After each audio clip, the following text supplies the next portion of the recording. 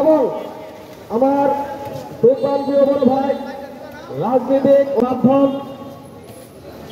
যারা ইমরান কায়সার সাবেক সহসভাপতি। এখন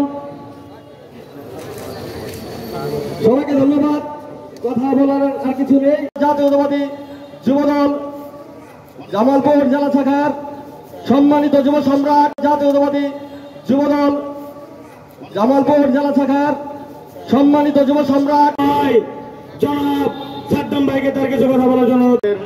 প্রবক্তা, আধুনিক বাংলার রূপকার,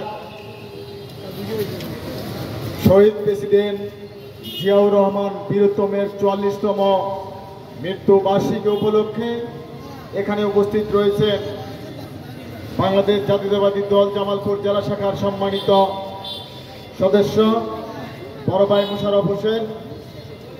উপস্থিত রয়েছেন বিএনপি সহ সকল অঙ্গ সহযোগী সংগঠনের সকল পর্যায়ের নেতৃবৃন্দ। সকলকে জানাই আমার সালাম, আসসালামু আলাইকুম।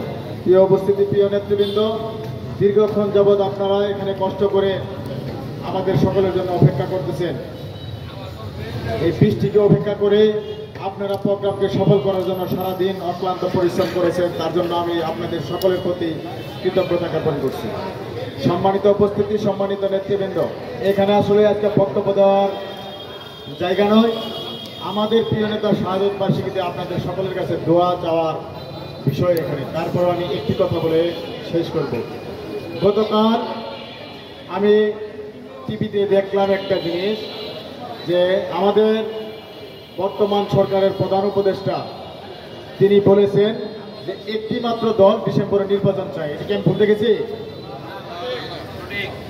যদি সঠিক দেখে থাকি তাহলে আমার প্রশ্নটি হচ্ছে যে একটি মাত্র দল শুধু ডিসেম্বরে নির্বাচন চায়, এই কথাটি বিএনপিকে ইঙ্গিত করে বলেছে আমি মনে করি। আপনি বিএনপিকে একটি মাত্র দল হিসেবে কাউন্ট করে আপনি বিএনপির শক্তি সামর্থ্য পরিধি সম্বন্ধে আপনার জানা নেই। 100টি দল যদি ঐক্যবদ্ধ হয় তাও তো বিএনপির 10 ভাগের 1 ভাগ হবে না। আপনি বিএনপিকে একটি দল নির্বাচন চাই এই হিসেবে কথা বলতেছেন। এটা বোঝা উচিত যে সারা বাংলাদেশে বিএনপি ব্যতীত যত দল রয়েছে সকল দল মিলে যদি জোট করে তাও বিএনপির তার কাছে কেউ আসতে পারবে না। আজকে বিএনপি নির্বাচন চায় না ডিসেম্বরে, এই দেশের জনগণ নির্বাচন চায় ডিসেম্বরে। কি জন্য নির্বাচন ডিসেম্বরে দেশের জনগণ চায়? কারণ এই জনগণ গত 17টি বছর একটি মাত্র জিনিস, সেটি হলো একটি অবাধ, সুষ্ঠু এবং নিরপেক্ষ নির্বাচনের জন্য 17টি বছর ধরে জুলুম নির্যাতনের শিকার হচ্ছে। তাই এই নির্বাচনের দাবি শুধু বিএনপির না, এটি ভুল কথা। এই নির্বাচনের দাবি হচ্ছে জনগণের।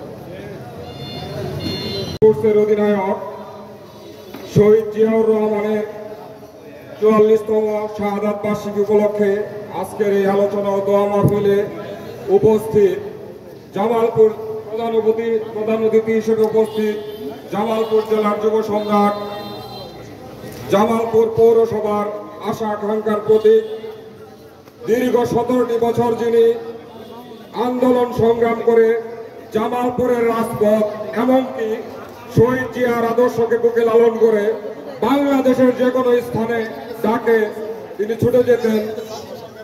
আরেকটি কথা বলতে চাই, এই 17টি বছরে 17টা সেকেন্ডও যিনি দলকে ফাঁকি দেন নাই, তার কর্মী ভাইদেরকে, আমার সহযোদ্ধা ভাইদেরকে আমি দেখছি যে ফাঁকি দিয়ে চলেন নাই।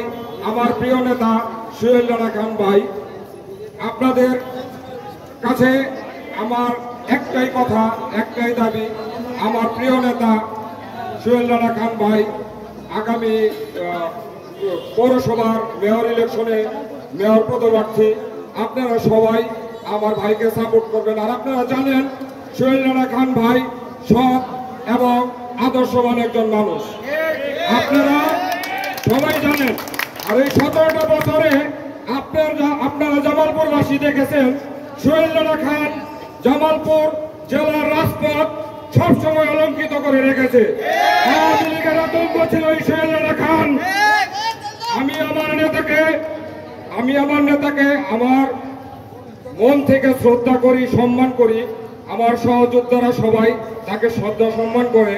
আমি জানি আগামী মেয়র ইলেকশনে আপনারা সবাই যার কাছে যা কিছু আছে সবকিছু নিয়েই রাস্তায় নামবেন। আমার নেতাকে মেয়র কেমনে বানানো যায় সবাই চেষ্টা করবেন, আমিও চেষ্টা করব।